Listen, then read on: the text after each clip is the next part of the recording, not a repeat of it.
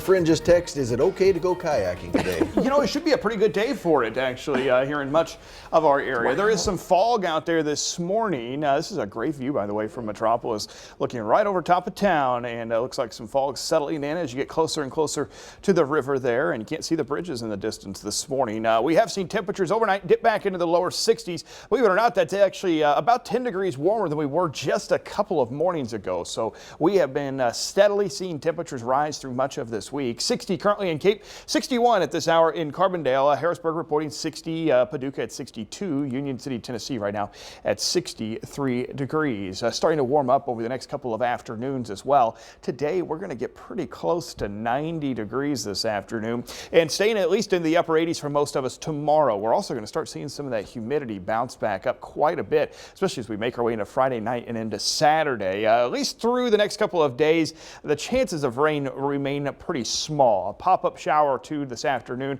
possible into Kentucky, and a few more pop-up showers and storms both Friday and Saturday. Right now, all eyes on Sunday. That appears to be our best chance for widespread rain. A more significant upper level low is going to move in from the west, and that finally should bring us quite a bit of rainfall by the second half of the weekend. Stalled boundary to our south, that's been the focus for a lot of the storms last couple of days. Some big-time storms once again this morning out across parts of Mississippi, Alabama, and Georgia. Weak cold front to our north. Actually, we'll move into our region tomorrow. But here we go into this afternoon. Upper 80s for high temperatures. Light breeze, so kayakers keep this in mind. Light breeze, only about 4 or 5 miles per hour from the west coming up today. Small chance for a stray shower or two into parts of Kentucky, and then that fades away pretty quickly after sunset this evening. By 8 o'clock, we're back in the low 80s. Tomorrow morning, upper 60s to start in some areas, but then here comes this weak cold front. Starts to settle in during the afternoon hours.